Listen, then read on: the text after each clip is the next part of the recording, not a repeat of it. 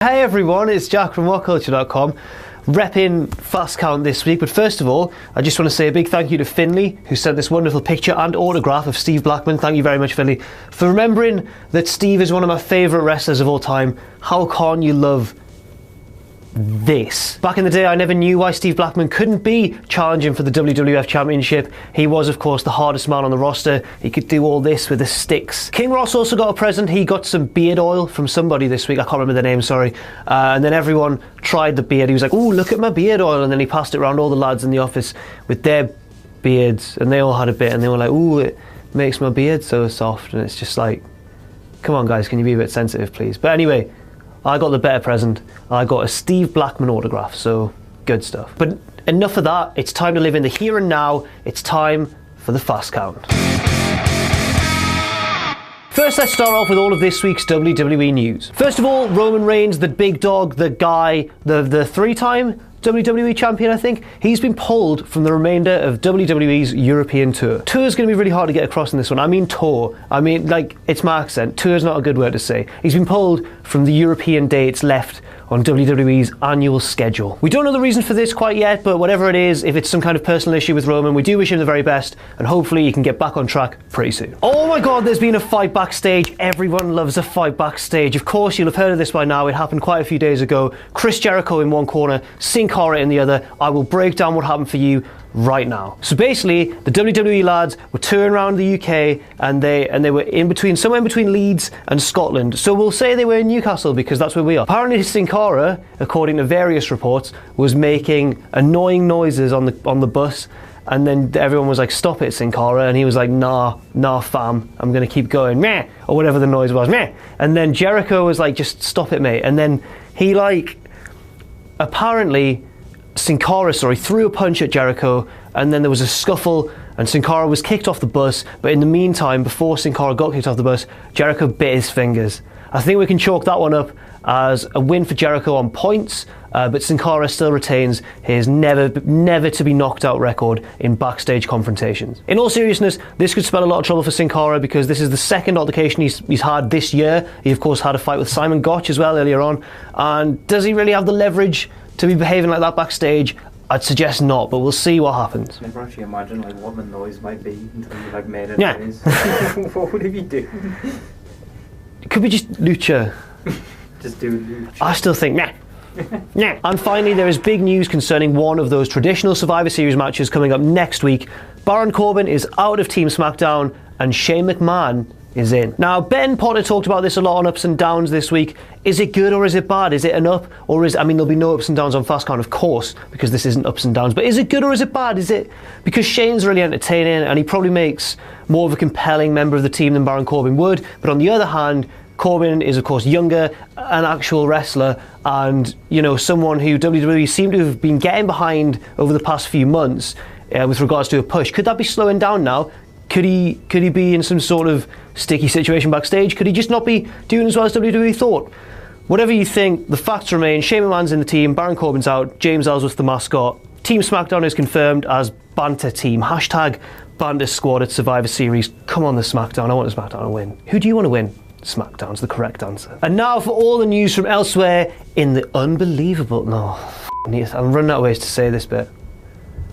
Pro wrestling elsewhere, non-WWE. First of all, let's go to Lucha Underground, where Prince Puma is dead. Not literally dead, Ricochet himself hasn't passed away, but Prince Puma, in storyline, for all intents and purposes, could well be dead. That's right, this week on Lucha Underground, Puma lost his Grave Consequences match against Mil Muertes, and you know, he was probably feeling quite confident going in because Muertes is currently 0-2 in Grave Consequences matches, or should I say 1-2, because he did defeat Prince Puma. There was a lot of pressure on Mil Muertes. His valet or manager, Katrina, said, "I'm not bringing you back this time if you lose, mate, because she's got the power of resurrection." If you don't watch Lucha Underground, this is all going to sound crazy, but basically, both times he's lost previously, she's brought him back. She didn't have to this time, he won. Puma's dead, who's going to bring him back? He doesn't really have anyone on his side with the capability of resurrecting a man from the dead. We'll see what happens. It's a very interesting development. It's kind of like when they killed that guy at the start of Game of Thrones, when everyone was like, are they going to kill him straight away? It doesn't matter. One of the biggest stars in Lucha Underground, for all we know, could be dead. Second up, last night saw the first night, if that makes sense, of Rev Pro's Global Wars pay-per-view. There were a couple of surprising results on the undercard, mainly Chris Hero defeating Tomohiro Ishii, a result that made Sam Driver incredibly sad. He's a huge Ishii fan, but the biggest surprise came in the main event of the night. So the reigning RPW British Heavyweight Champion Zack Sabre Jr. went into his match against Shibata from New Japan and lost. Shibata is now the new British Heavyweight Champion. He's the first non-Brit and non-American to win the belt ever since its inception in 2012. He follows in the footsteps of former champions such as AJ Styles, Colt Cabana and Marty Scurll, but on the other hand, over in Japan, he recently lost his never openweight title to Evil from Los Ingobernables de Japón, but trading one title for another, Shibata, I don't think it really matters to him. He just loves kicking people's heads in. It'll be very interesting to see where this goes, and the second night of Rev Pro's Global Wars is on tonight. And I've been referring to this storyline for a couple of weeks now. The DCC have finally been unmasked on TNA Impact. I can confirm that the three members are, as was rumoured, James Storm, Bram, and the debuting Eddie Kingston. Ooh, I'm a bit full. I've just had my lunch. But regardless, let's tuck in to some fantastic takeaway. Why did your face fall there when I said that? You were just like, no. What do you... Okay, fine. Takeaway time. Now, the first topic I'm going to bring up is the phenomenon of arenas, specifically in America, spoiling matches that have yet to have been announced on TV. Yes, I'm talking to you, the PPG Paints Arena in Pittsburgh, Pennsylvania. What are you doing, you bunch of soulless arseholes? Yes, in the previous week, the PPG Paints Arena have spoiled 2 scheduled matches for Raw's next pay-per-view, Roadblock, in December. Now, when I say spoiled, I don't mean they've spoiled the results of those matches, I just mean that they've spoiled who will be facing each other at that event. I won't reveal who that is in case you've managed to avoid those spoilers. I'm sure many of you have seen. It's just annoying, isn't it? Like, wrestling isn't boxing. When you've got a card given to you, you've got to keep that a secret. Surely they're given some sort of brief. It'd be like HBO saying next time, in 3 weeks down the line on Game of Thrones, the Dragon Lady will clash with the little sarcastic dwarf. And it's just like, I don't watch Game of Thrones. But it's just not on, is it? Surely Vince must be blowing his lid right now. ESPN have announced a new 30 for 30 documentary about the XFL. For those of you slightly too young to remember, and it's crazy that some of you might be too young to remember the XFL, because I remember it, I was only about 7 or 8 at the time. It was basically when Vince McMahon decided to take on the NFL and take over the world of American football with catastrophic results. It really didn't go well. It's widely regarded as one of his worst business decisions ever. And it'll be fascinating to see how the documentary presents the XFL, because they will surely have had to get in contact with WWE to use some of that footage. And finally, what did you think of the end of Hell in a Cell, the pay-per-view, which was of course headlined by the first women's headline match in WWE history, Charlotte v Sasha Banks in the Hell in a Cell structure? Did you think it was good? Did you think it was bad? Because Vince McMahon, as reported by the Wrestling Observer newsletter, was apparently unhappy with the ending and blamed Sasha Banks. Vince apparently said that it was Sasha's fault that the table didn't break, even though you kind of saw that they were both trying really hard.